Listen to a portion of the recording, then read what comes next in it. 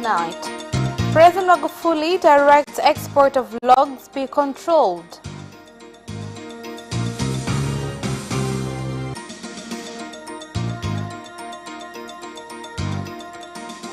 Citizens begin to take precautions against COVID-19 infections.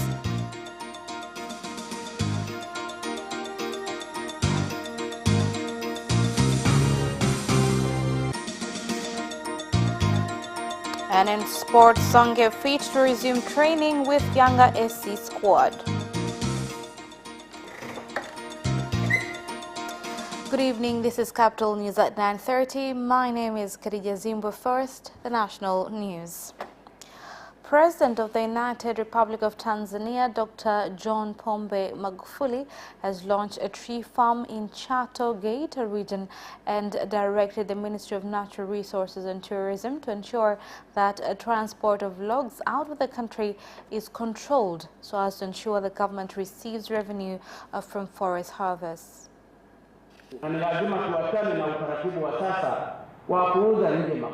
Transporting logs outside the country doesn't only lose us revenue, but we deny our people employment opportunities. This farm deserves to be called Silayo Forestry from today. We must get to a point when someone does a good job, is remembered by their work. Thus, Professor Dos Santos Silayo, by the power bestowed on me, this farm, instead of being named Chato Forestry, it shall now be known as Silayo Forestry. Kipindi cha miaka mitatu iliyopita imechangia shilingi bilioni 373 katika mapato ya nchi. Lakini pia kwa wanachato, sekta hii ni muhimu sana. Zile halmashauri ambazo zilipanda miti siku nyingi kama kule Mapinga wanafaidika sana na sekta ya misitu. Tulifanya tathmini na kubaini kwamba kuna upungufu mkubwa wa malighafi kutokanayo na mazao ya miti, na hivyo tukaweka mkakati kama TFS kwa kuzingatia miongozo yako Mheshimiwa Rais na maelekezo yako wakati wote, tukaamua kwamba lazima tuongeze kasi ya kuweka misingi ya upatikanaji wa malighafi.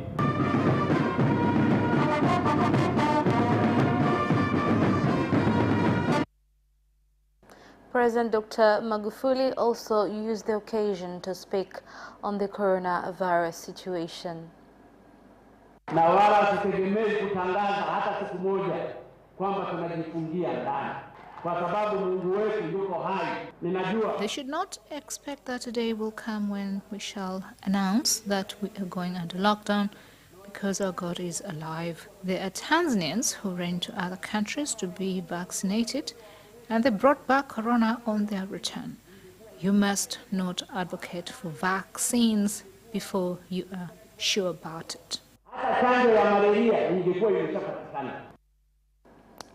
A few hours after President Dr. Magufuli urged citizens not to be afraid and to follow procedures and directives from health experts in protecting themselves from the coronavirus, some of the public have responded to the call and began to take precautions in various places.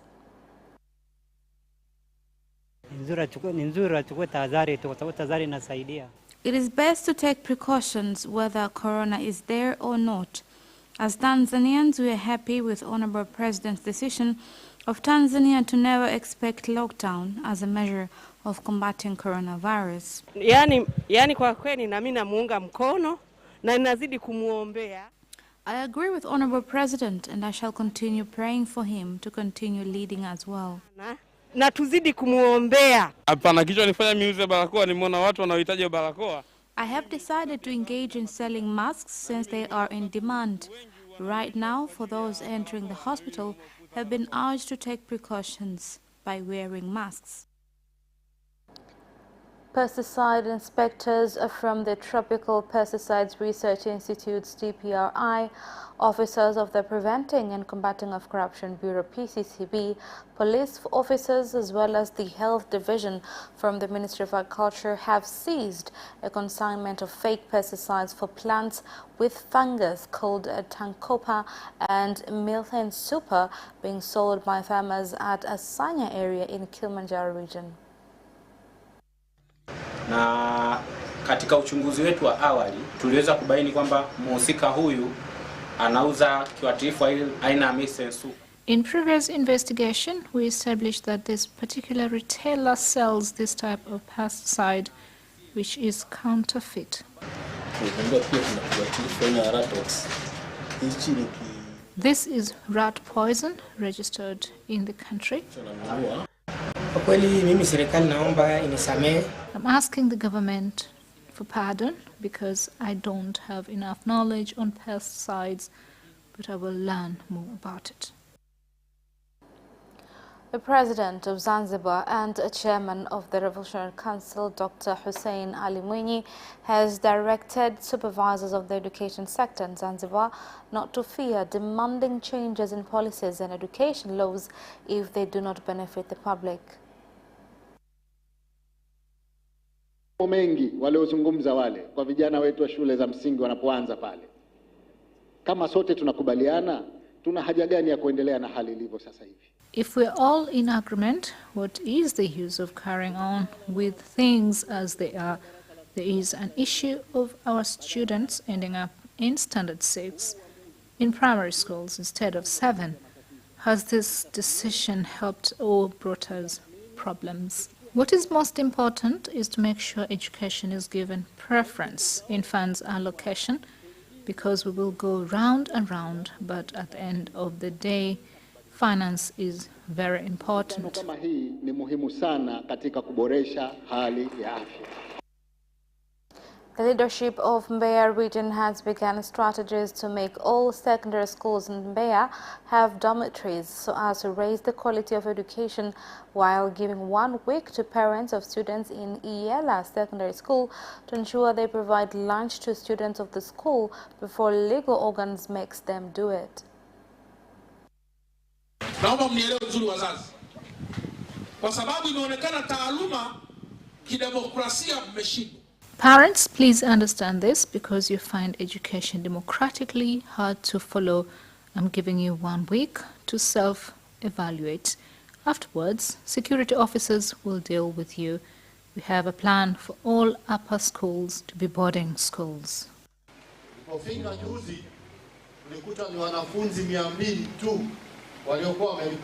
Until a couple of days ago, only 200 students had reported, despite the fact that the government has put up the infrastructure. There is no cooperation between parents and the school. We're asking the government to intervene.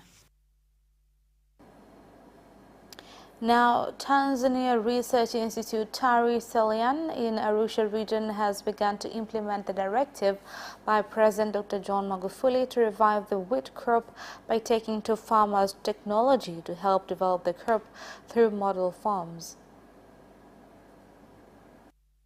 Na kwa upande wa zao la ngano kulikuwa na mdororo mkubwa. Farmers had given up to some extent, but now they have been assured of a stable market. Sisi kama tukiwa wa Tanzania, as Tanzanians and researchers with a mandate to do a research on the crop, we have capacity to produce and have no reason to import wheat. Regarding wheat production, we are prepared and kutokana na wimbi la mfumuko huu unaoitwa watu binafsi kuendelea kusaidia jamii katika mifumo ya kisheria, imetokea baadhi ya makundi haya yamekuwa sasa badala ya kufanya kazi iliyolengwa wanajitahidi kufanya vitu vingine ambavyo viko nje kwa maslahi ambayo sio maslahi ya taifa.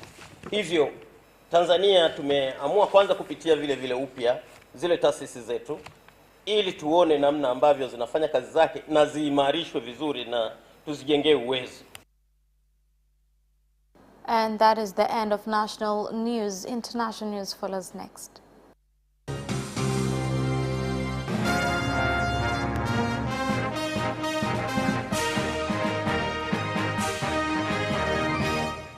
And in international news, One day after Election Commission in Kenya, IEBC approved amendments to the current constitution through their Building Bridges initiative. Some people have been injured after conflict occurred during the meeting by ODM leader Raila Odinga supporting the initiative.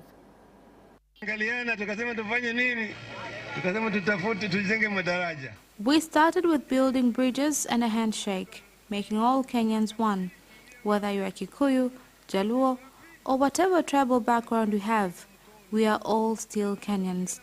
BBI is bringing Youth Development Fund, where youth and women will be given loans without interest until after 7 years. Once BBI is finalized, youth will be able to establish their own business and say goodbye to poverty.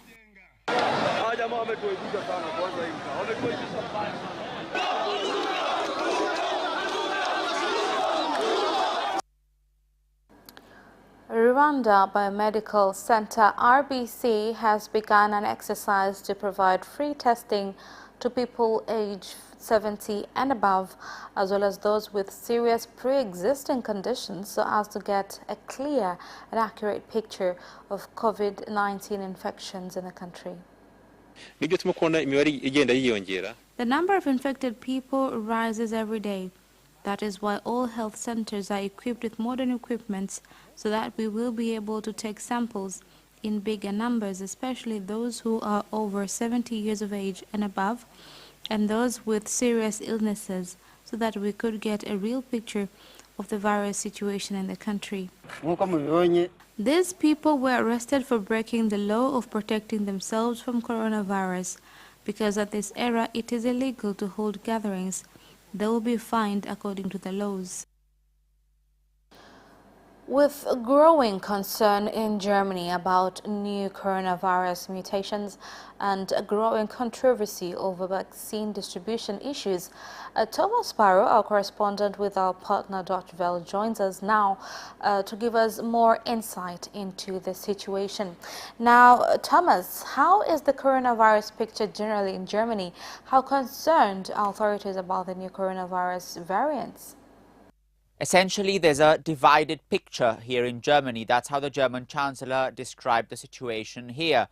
On the one hand, there is a positive trend when it comes, for example, to the number of cases decreasing, the 7-day incidence also going down.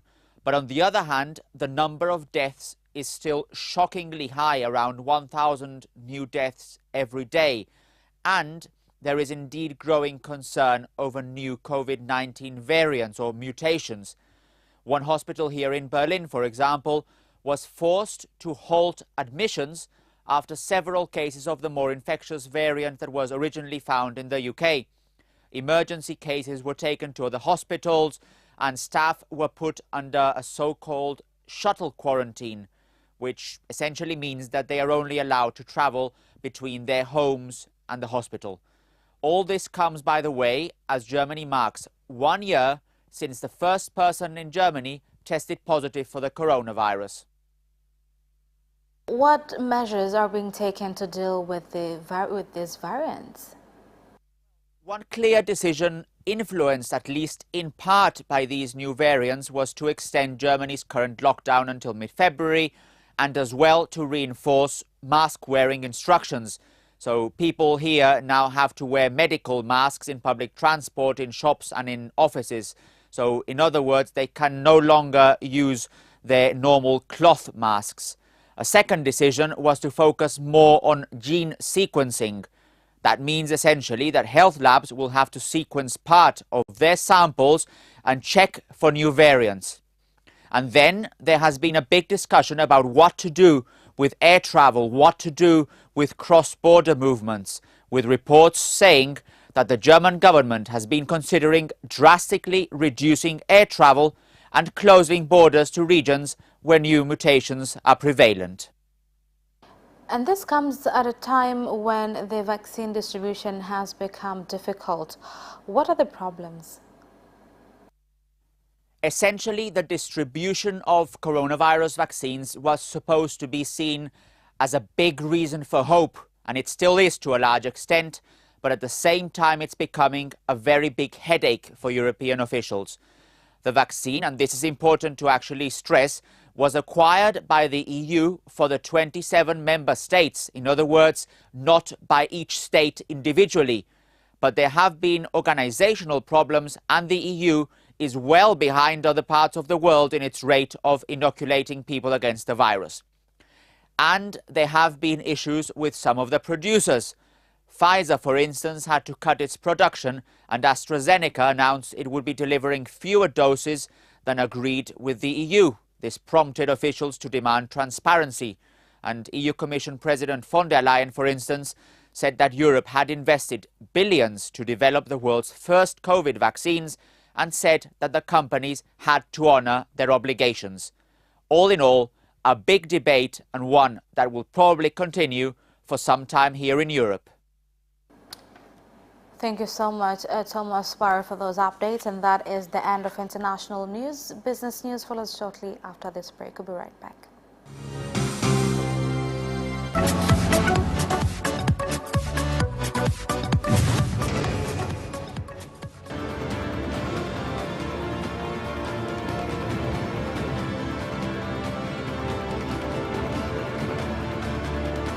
Watch Business Edition as we talk to business leaders and experts in sectors that are transforming Tanzania's economy.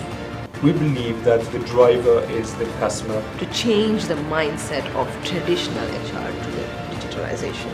Make sure that everybody can get some access to financial services. And once we understand the vision of our leaders, we then need to be behind them and help them in achieving that vision. Business have involved mercantile operations, trade guilds, or shared agricultural production, infrastructure, construction, financial sectors, tourism, and mining.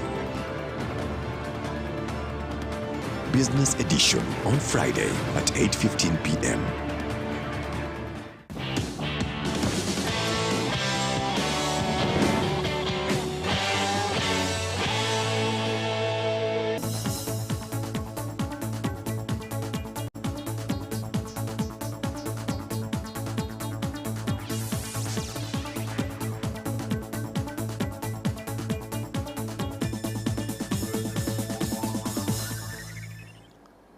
Welcome back, and in business news.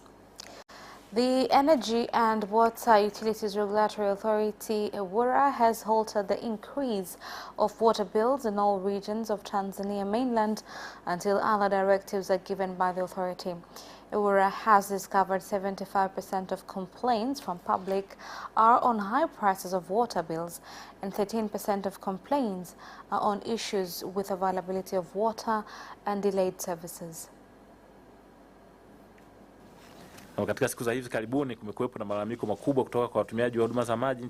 Recently, there have been complaints on water services in the country, where many of the complaints are related to issues of false bills of water. Out of all complaints brought forward in EWURA, 60% of them are related to water issues. Thus, we are officially announcing halt of increased water bills from the month of January.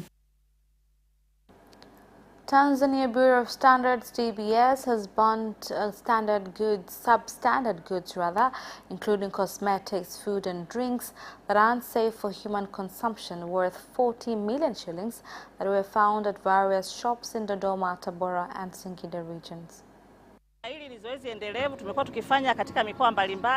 This is a sustainable exercise. Several regions have so far experienced the exercise, and today we are at Chidaya Dam site destroying these products. I call upon residents of Dodoma, Tabora and Singida regions, especially traders, to stop selling substandard and expired products. Most products are children-oriented. If we fail to fulfill this responsibility, then our children will be highly affected in future because of consuming food that are dangerous to their health.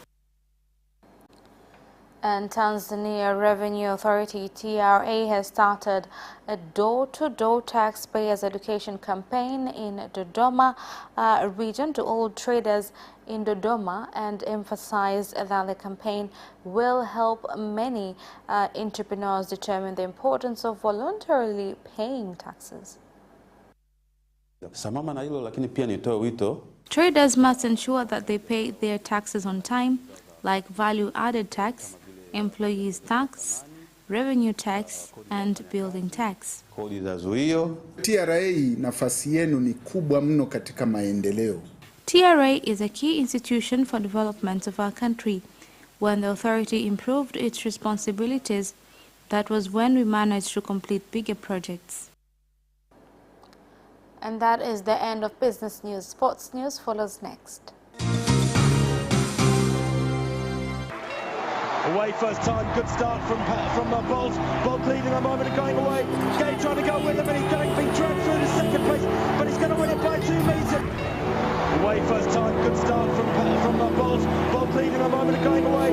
Gay trying to go with him, and he's being dragged through to second place, but he's going to win it by 2 meters.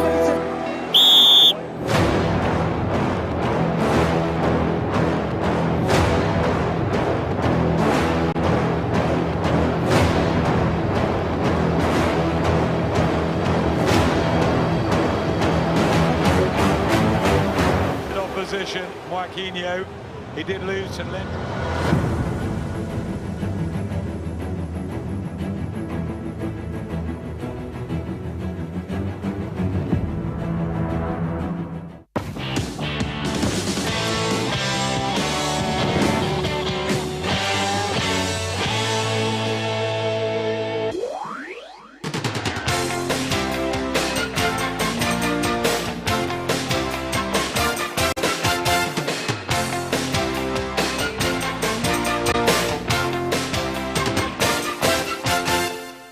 Welcome back, and in sports news. The Simba Super Cup hosts, Simba Sports Club, have started the competition with a bang, smashing Al Hilal of Sudan by 4-1. Despite coming in on the second half, Bernard Morrison looked to be the star of the game, netting twice, with other goals scored by Perfect Chikwende and Rally Bwalia. Hilal had their consolation through Salim Mohammed. Now, moving on, Yanga SC coach Cedric Kaze has confirmed striker Yakuba Songe has recovered fully and will return to training soon. Now, let's go back to the very first story of Simba Sports Club. The difference, but we could play better, particularly when we have not the ball. I insist a lot with the players since 3 days in a training session. We must be more consistent when we lose the ball. It's very important. But you know, for the first match with 4 goals against Al Hilal also, Al Hilal is a big club in Africa, so it was a good performance. That was the coach of Simba speaking about the whole game of tonight. Now, moving on, as we're reading earlier on about Yanga, where Yanga SC coach Cedric Kaze has confirmed striker Yakuba Songe recovering fully and will return to training soon. The striker from Burkina Faso injured his leg during the semi-finals of the Mapinduzi Cup against Azam FC, which ended 1-1, but Yanga went on to win on post-match penalties. The injury forced him to miss the final of the competition, as Yanga managed to beat rivals Simba Sports Club 4-3 on penalties and left the trophy after a 0-0 draw in regular time. Yanga coach Kaze has now confirmed the striker has recovered from the injury and will join the rest of the players when they resume training. Inter manager Antonio Conte has said that he expects Christian Eriksen to stay with the club despite his continued links with a departure. Here's more on the story. The bench to provide the match-winning goal on Tuesday, leading Inter to a 2-1 win over AC Milan. The Danish star's goal came via a sensational free kick in the 97th minute, helping Inter overcome their local rivals, who were down to 10 men after Zlatan Ibrahimovic's second-half dismissal. Eriksen has struggled since making the move to Inter last January, and he looked poised to leave Inter after the club's CEO Giuseppe Marotta revealed he had been placed on the transfer list. And Mikel Arteta dedicated Arsenal's 3-1 win at Southampton on last night to Premier Emerick Aubameyang. Here are more details. Ghana's skipper was missing at St Mary's just as he was on Saturday for the FA Cup meeting between the sides, with Arsenal putting his absence down to ongoing family reasons. Both Bukayo Saka and Alexandre Lacazette sent messages to Aubameyang following their goals, making it clear that the Gabon international was in their thoughts, much to the delight of Arteta. Arteta won't give an update on Aubameyang's situation ahead of Saturday's meeting with Manchester United. Kieran Tierney also set out the win at Southampton on Tuesday night due to a leg injury and remains a doubt for the weekend. And that sports item ends our news bulletin for tonight. My name is Khadija Zimbo. Thank you for watching and good night.